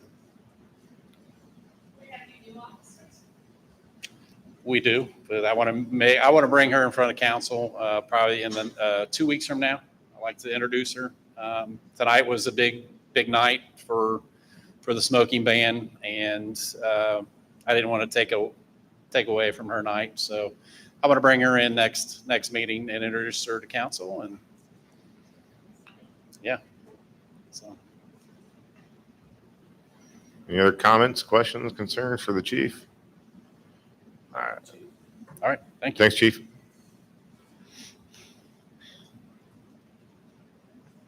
All right. The wheel of department goes. I'm not going to give it to Rick. What if it comes out of Atkins? It came out of Atkins. See? Rick was about to call it easy for the night. Thank you, sir. I feel blessed to have won the wheel. You all have my report. Not a whole lot to add to it. As Chief Hatfield said, fireworks was this last weekend. And we had our fireboat out on the river most of the afternoon and evening. And then I was out patrolling in the gator, and it was pretty uneventful. So it seems like every year when they clamp down with stuff, it seems like the rowdiness has gotten less and less. Everybody behaved, and it was a good night. I feel like I'm just regurgitating what I say every month, but if you look, our runs continue to go up. We're at this year where we were at the end of September last year. We have a lot of sick people. The guys and lady, I can't say enough for. Again, they come to work and they do a very good job. We've had some pretty significant runs with some pretty sick people, and the members are unflappable. I say it, I know you guys probably get tired of hearing it, it's probably white noise, but I'd put my 15 up against anybody. And that's really all I have to add. So if you all have, regarding the ordinance, that the first reading, a few months ago, the state of Kentucky adopted NFPA 2018 edition of Life Safety 101, NFPA 1. So I started looking at our ordinances in Bellevue and Dayton, and they hadn't been updated in years. And in talking with Mr. Fawcett and Mr. Warnock, I was they're completely different ordinances between the two cities, because at one time we had 2 separate fire departments. So trying to streamline to where both cities have the same ordinance, since it's the same fire department covering both cities. And with everything, with all the new development coming in, some of the life safety code and the fire code involves new development. So we want to make sure that we're covered and things are being built as safely updated as possible, because if not, they could be being built under old codes, and some things could slip through. So this is just a streamline to have an ordinance that covers everything. When we go out and do our inspections, we're using the newest or the updated version what the state uses, and that way we're just covered. So that's really all that is. So Any questions for Chief Atkins? October. So Well, thank you, Chief. You have a good evening, sir. thank you all. All right, Rick. Buy a lottery ticket. Well, my report is that, we have been staying busy, dealing with the weather and of course the rain. And I do have a couple guys trained. I got Jordan. Now I got him trained on helping me with the flood levee. So he actually got to go up on the hill last week and he did all right. He did a good job on it. And then I got, Rick, Army Corps of Engineers gave us a report. They did our inspection, I guess, in July, was it, when we went with them? Yeah. And we have passed it. They say there's some things we need to address, but overall, we had a big issue about tow drains, and they agreed with our expert analysis that we could close those tow drains and plug them up. So we need to do that. There are a few other things they want us to do, but they said that we are 96%, better than 96% of the other communities in the state that had levee systems. So you all do a good job maintaining it, but we still have to do a few things to address future concerns they have. and I was reading part of it today. We may be able to get SD1 To do they want us to do video. that would of some of fill, them, yeah. no, they would probably plug them for us because a lot of our tow drains end up in the street. Right. So that means they're going to have probably anywhere from, I'm guessing, 12 to 16-inch pipe. Yeah. So we may be able to get them to do the plugging on the tow We're drains. very happy that they allow us to abandon them because it would have been a Oh, very yeah. expensive process to replace them and repair them. So that's a good thing. The other thing is I wanted to mention is that you and I met with the Campbell County Public Works Department and asked for their help on cutting the trail. That the weeds there grow so quickly because of the water comes up and they bring in seeds. And so Rick does the best they can with our equipment, but we can only get about 2 feet off the trail. Campbell County's got a large, I don't know what they call it, what's that large mower? It's a tractor with a side Side mower on it that can cut those. So they said they could help us, but it would be late in the season. They can't do anything until later on. So they said they can't guarantee they can do it in the future, but they'll try to do it one time this year. So we've been looking at equipment for the city, whether we can, see whether we can put that in your budget at some point where we actually get a Bobcat that does the same thing. Right. And allows us to have a better view there. And it's also safer for people walking down there. The nice thing about it, we can also use it on Dayton Pike and cut those areas along the roadways where we have a lot of stuff. So we're looking at that right now and looking at financing terms and things of that nature, because it'd be nice to have our own equipment rather than relying upon the county who says they might be able to do it in the future or maybe not. So, but we were thankful. They walked the whole trail with us. They were very kind and they were willing to help us. Yeah, because they said that this year. in the future, they may only do phase A or phase 1. Right. And when this becomes phase 2 and 3, right. They said only phase 1. Right. Feeling that they don't And want to do the only whole for thing. this year so far. It's going to be an ongoing issue, so we need to find a way to deal with it. But other than that, like I said, we're staying busy and a couple guys has been trained. I trained another guy on the walk behind mower so he can use that. And if we end up getting our 4th guy, then that'll work out great because then we could have 2 groups out in 2 different areas cutting and I got all the yards and everything cut for Cassie. I got to send her 2 bills for the 2 houses that we've been cutting for a pretty long time. But other than that, anybody got any questions? I have a question that popped up on Facebook the other day. Somebody was talking about the south side of 8th Street, the 600 block joining the railroad at the bottom, turning to the sidewalk.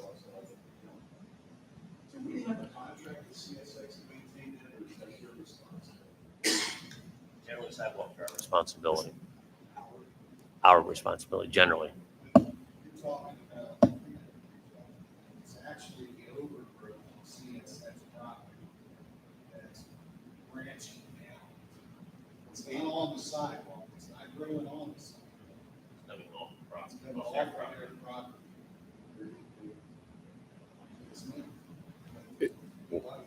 Are you talking about the grass-filled sidewalk post I think I saw? Yeah, the sidewalk is actually filled with grass, although you are correct, sir, in saying that the overgrowth is pushing into it. I was just wondering, is the CSX responsible for it? Pay us to do it? We do cut some of CSX properties, but we charge them and we get billed, but recently they haven't paid for a while, right? So, but when it comes to sidewalks, those are generally our responsibility, not the railroads. Now, they had a wall that was supporting a railroad, that might be their responsibility. But if it's a sidewalk and we have a wall there for that sidewalk, we're probably responsible for both of those.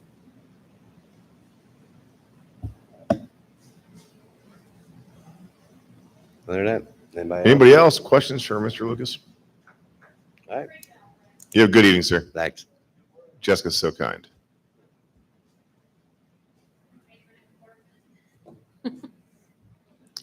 All right, so the last part of one of the last parts here is the audience. Does anybody have any audience discussion they'd like to say about anything? I just had one thing. September 20th, so it's coming up. The 3 judges exec in Boone, Kenton, and Campbell present the chamber. It's an annual State of Northern Kentucky. We've been encouraging as many local officials to attend that meeting. I think this is a perfect conversation. What happened here this evening.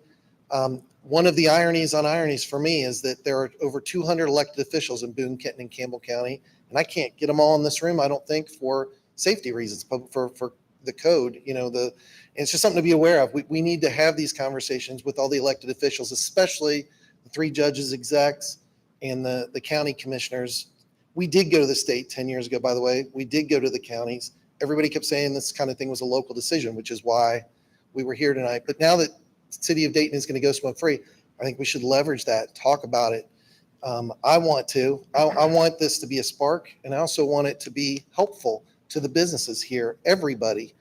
So anyway, I just want to make that comment that September 20th, if you can attend that, I think it's a great community conversation, something that we hope to spark. Again, it's an annual tradition, but I want to make sure you guys knew about it. Thanks. Thank you, Mr. Cooper. Anybody else have any thing they want to address council with? Upcoming announcements? No? All right, we're going to go ahead and close up. Want to talk about Music Fest? Oh, that's a great, well, that's unfinished business because it hasn't finished yet. Oh, okay. So Member Neiman was very smart in telling me that we have Music Fest coming up on Saturday. It'll be right there in the middle of town at the corner of 6th and Berry at the Memorial Park. We have 5 bands. 5 bands. There's going to be food. Local restaurants are going to be participating. There will be a drink if that is your thing. And yeah, we're really excited. We invite everybody to come on out. It's going to be fun. What else am I forgetting, Beth? Nothing that I know of. Any other events coming on up this? That will be Final Friday, last Friday of the month. Final Friday, the last Friday of the month. It's going to be right in there in the Avenue. So we have also live music. Come visit our restaurants. All right. Anything else? New business. Who wants to bring up some new business? Oh, yeah. I forgot about him. Jay? Real quickly. I even checked you off. That's all right. Real quickly, I know it's late. I just want to go through a few updates on some infrastructure projects so you know where we are. The roadway at Manhattan Boulevard has been finished. The only thing left to do is the final coat. A lot of times they'll wait to do that after heavy equipment's done using that road. So I don't know, but I also heard that he might want to try to do it right away. So I'm not sure what the status is. Sorry about that. Yeah. Can you hear me okay? There you go. Sorry about that. Some you have to get far away from. So Manhattan Boulevard Road is finished. And there's a last coat of asphalt that needs to go on there. And a lot of times they wait until heavy equipment is done using it. But I saw Mark Stark the other day and he's talking about going ahead and finishing up now. So I'm not sure what status is going to be on that.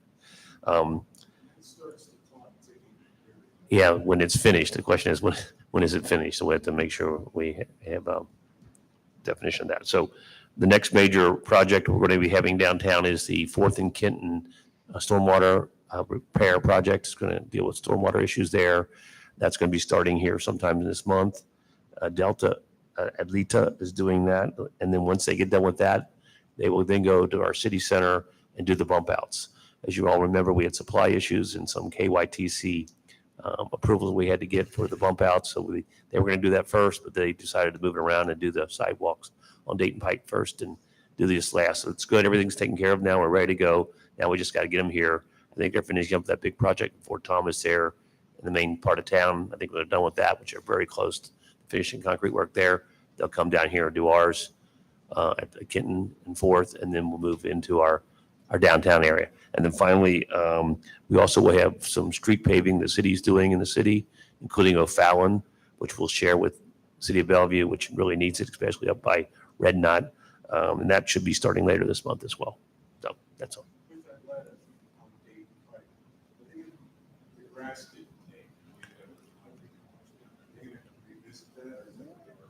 I don't know, Rick, have you talked to anybody from Atleta about the grass on Dayton Pike needing to be reseeded? We can reach out, they'll be back in town and we'll reach out to them and ask them to go back up there and do it.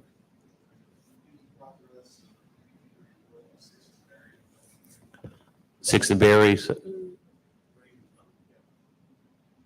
What on Sixth and Berry? Burton Building. The Burton Building, whatever you want to call it. The Burton Building. Oh, so sorry about that. He was here. We should have asked him when he was here tonight. Tony Crucians was here. And I think they're supposed to start any time. I know they also just acquired a building in Covington. I know they're doing work there. So I don't know if that's delayed it. I think the financing has gone through. That was the thing that was holding it up. I'm pretty sure that has been done. So I'll reach out to him. I haven't talked to him for a while. I'll find out and I'll report to you guys about where we are on that. New business, anybody else? Closing that out. Do we have a reason for executive session, Administrator? No reason? Does anybody have the crazy idea of adjourning?